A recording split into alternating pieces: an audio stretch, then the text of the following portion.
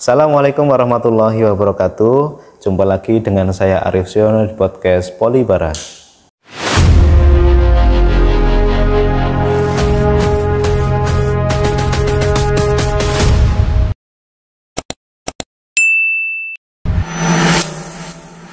Pagi hari ini saya kedatangan bintang tamu. Dia adalah mahasiswa di Politeknik Banjarnegara, mahasiswa jurusan agroindustri.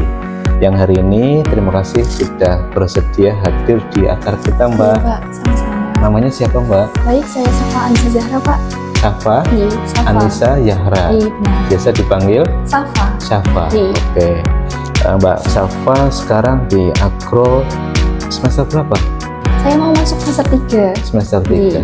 Sebelum di Politeknik Banjarnegara, Safa di MA, SMK atau Saya di SMA Negeri 1 Banjarnegara. SMA Negeri 1? Iya. Wah, ini SMA unggulan ya. Kenapa memilih Politeknik Banjarnegara?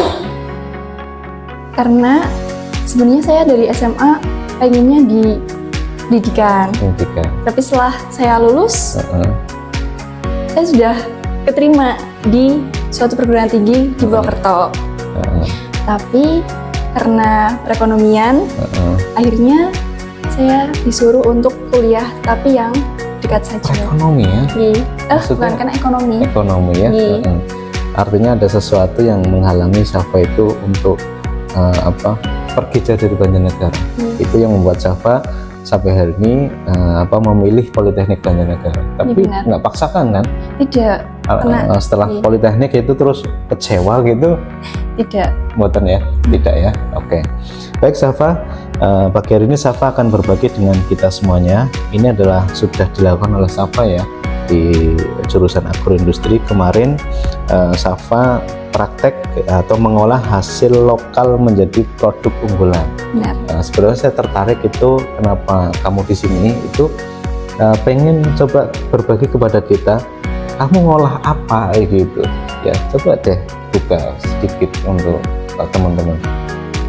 Baik, di sini saya akan menjelaskan kepada teman-teman bahwa waktu itu kami dari tim kewirausahaan dari Himpunan Mahasiswa Agroindustri Politeknik Banjarnegara mengolah dari hasil pangan yaitu talas yang diolah menjadi barang setengah jadi yaitu tepung talas, dan setelah itu menjadi produk yang bernilai jual tinggi yaitu brownies talas. Brownies terbuat dari talas? Iya, benar. Talas itu teman-teman beli di pasar atau nanam sendiri? Jadi kami bawa dari rumah masing-masing. Berarti bawa hasil, artinya mengolah hasil lokal ya? Iya, benar. Dari mungkin itu yang nanam bapaknya, bisa pamannya gitu ya, tapi bawa dari rumah sendiri. Setelah itu dibawa ke sini, dijadikan tepung talas. Benar. Dan berarti kamu punya pengalaman mengolah talas menjadi tepung ya? Kamu bikin dan praktek sendiri di sini ya? Iya, benar. Di lab agroindustri. Di lab agroindustri itu. Setelah jadi, ini pengalaman pertama atau kamu pernah membuat sebelumnya? Ini pengalaman pertama. Pengalaman first time. Pertama. Jadi kok bisa ya talas jadi tepung ya gitu? Benar. Padahal itu baru setengah proses ya? Iya. Setelah jadi tepung, untuk jadikan brownies bagaimana caranya? Jadi kan awalnya kami mengolah talas tersebut menjadi tepung. Terus setelah itu kami mencari-cari nih, enaknya ini tepung talas dibikin apa ya kira-kira. Banyak sekali pilihan waktu itu. Dan akhirnya kami munculkan ide itu brownies. Berarti dosen itu tidak mengarahkan nanti talas harus jadi brownies. Sebetulnya tidak seperti itu ya. Sebetulnya membawa talas menjadikan tepung terus dibuat olahan itu berarti ide dan kreasi kamu dan teman-teman. Ide kreasi kami. Hingga akhirnya diputuskan membuat brownies. Jadi nggak? Jadi. Hasilnya? Ada. Ada hasilnya. Setelah jadi dijual. Iya, dijual. Jadi kami jual di lingkungan kampus terlebih dahulu. Bagaimana respon teman-teman yang makan ini loh, ini talas kayak gitu, bukan dari tepung biasa kayak orang buat brownies ya pada umumnya gitu. Bagaimana responnya mereka? Respon teman-teman itu ya tentunya menarik dan unik banget sih, karena baru pernah mencoba gitu. Ada yang nggak bisa dijelaskan, artinya talas dengan bahan tepung biasanya berbeda itu dari tekstur rasa ataupun tampilan itu bedanya di mana? Beda banget soal tekstur juga. Terus jadi untuk itu lebih, kalau talas itu lebih banyak seratnya, tinggi serat kayak vitamin. Berarti sudah jadi brownies pun masih berserat itu ya? Iya. Browniesnya berserat berarti? Kalau waktu itu kan kami kukus, terus brownies kukus. Yeah. Nah itu lebih teksturnya tuh seperti berongga-rongga gitu untuk yang tepung talasnya gitu. Kami itu mencoba waktu itu perbedaan antara tepung talas, terus tepung terigu, terus setelah itu yang 50% tepung talas, 50% tepung terigu. Dan ternyata setelah dicoba, dicicipi oleh para konsen dan juga dari kami juga ikut mencicipi, yang paling enak itu adalah tepung terigu dan tepung talas yang 50%. Wow, berarti yang enak yang campuran malahan. Benar. Itu yang paling enak itu. Tetapi kalau dari tim saya kan mencoba untuk membuatnya yang bagian tepung talas pure 100%. Tapi menurut saya sih enak banget karena saya yang bikin. Enak banget ya teman-teman. Ya oke. Artinya itu suatu momen eksperimen ya. Walaupun ini jadi bahan makanan, tapi penting loh, makanan pokok loh ya. Dan banyak juga orang-orang penggemar brownies kayak gitu, sampai dia yang sudah bahasanya berpenyakitan pun masih jadi penggemar. Iya, ya. benar. Ada nggak keunggulan bagi orang yang punya penyakit, misalkan yang brownies talas ini? Of course ada. Tentunya ini kan tepung talas itu kan non gluten atau free gluten. Gluten itu semacam kandungan gula. Nah, jadi cocok banget nih buat para penderita diabetes. Berarti penderita diabetes tapi masih suka makan brownies. Iya benar, yang suka manis-manis. Disarankan makannya brownies yang terbuat dari tepung talas. Itu artinya ya, bisa menahan, artinya stabil gitu ya. Ya, saya baru tahu malah ini. Ternyata talas. Inovasi. Ini. Ada nggak motivasi untuk kamu? Artinya setelah kamu praktek di kampus ya, itu kan ada anak-anak atau teman-teman yang praktek ya sudah untuk praktek saja gitu. Tapi ada teman-teman yang memang ini praktek dan ini berkesan buat saya. Nanti akan saya teruskan, saya lanjutkan menjadi usaha saya di masa depan. Kalau kamu sendiri termasuk di kelompok yang mana? Kalau saya sendiri tentunya di kelompok yang sudah melakukan sesuatu dan juga saya harus mencoba terus gitu. Tidak hanya praktek, tapi harus diteruskan. Oke, berarti kamu termasuk mahasiswa yang praktek dengan kemarin membuat brownies talas ini dan terkesan ya. Dan itu menjadi inspirasi mungkin di masa depan ini menjadi usaha yang akan saya lakukan gitu. Ini adalah peluang usaha. Kamu bisa melihat ini peluang usaha bagaimana? Apa ada gambaran inspirasi dari mana, dari orang tua atau dari mana? Karena tentunya ya dari orang tua juga. Waktu itu kan kami membuat ini brownies talas dan saya juga membawanya ke rumah. Ini Bu, gitu. Bu, Pak, sudah jadi nih produk browniesnya yang kami buat tadi. Gitu. Wah, cicipi, gitu kan? Orang tua karena cicipi. Bahannya kan di rumah ya. Iya, benar. Terus setelah itu respon orang tua saya tuh, wah enak banget ternyata ya. Baru pertama kali nyoba dan baru tahu kalau talas itu bisa dibikin brownies. Oh gitu.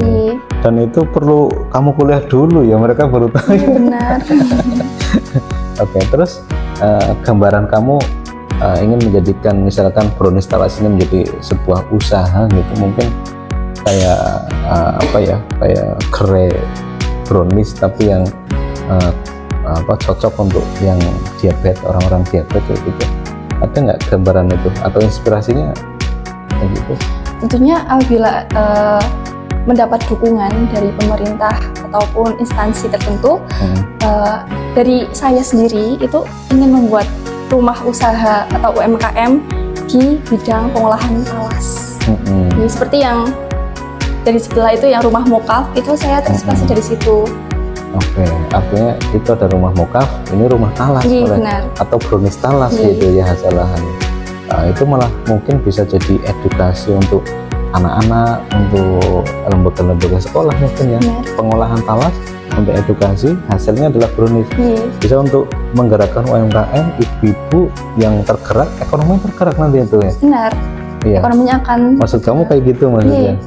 Oke, bagus sekali Mbak ya. Terima kasih.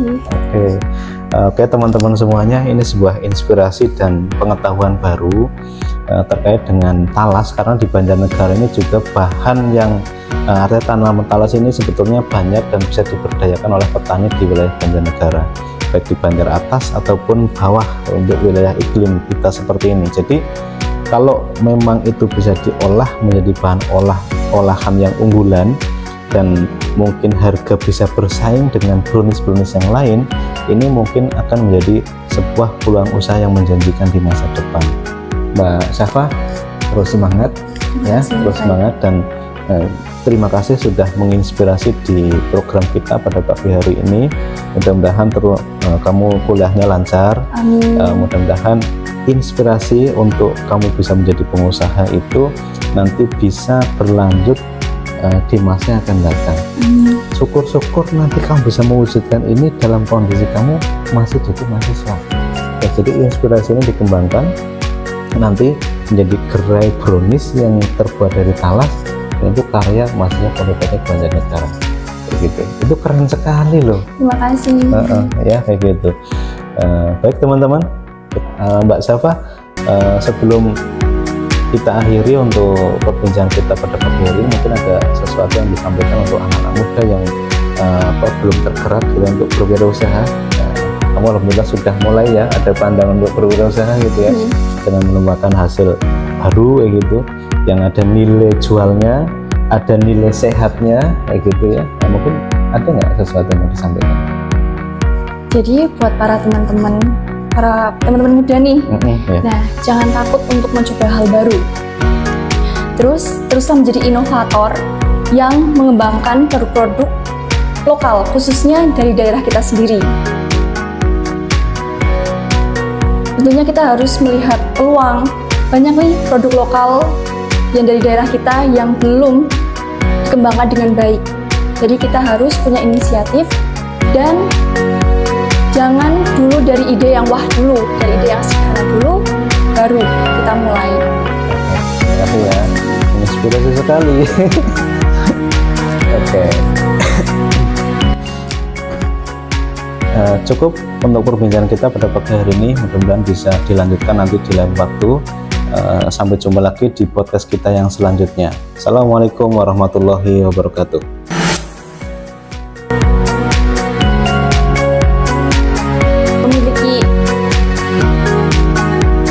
Kat. Iya, kamu generik banget sih. Saya nggak bisa ngimbangin.